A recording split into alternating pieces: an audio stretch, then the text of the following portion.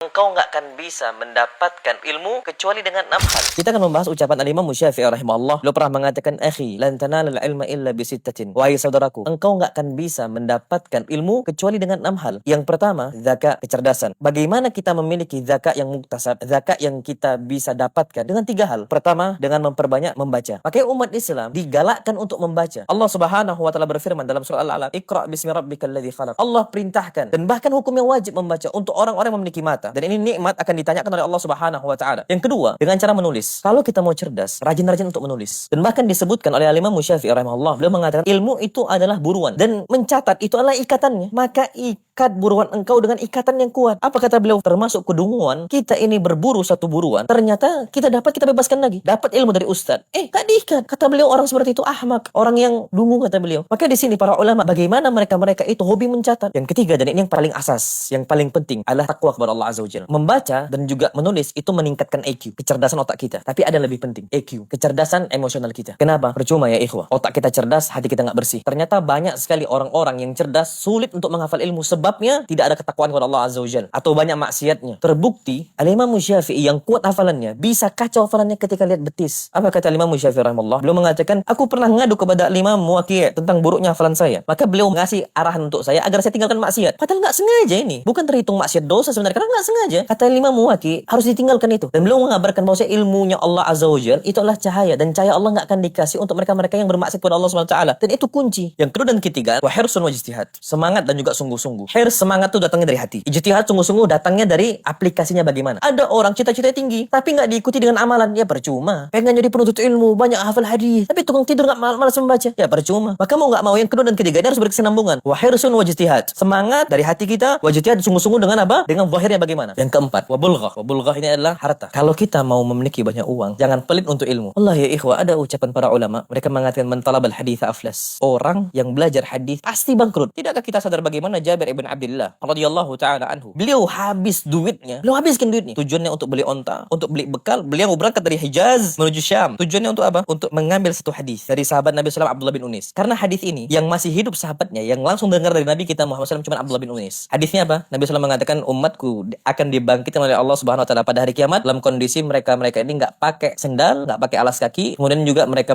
ini telanjang, nggak pakai pakaian, dan kemudian mereka belum dikhitan. Yang kelima, wa sohbatu ustadz, berkawan dengan ustadz. Yang keenam, wa tulu zaman, panjangnya waktu.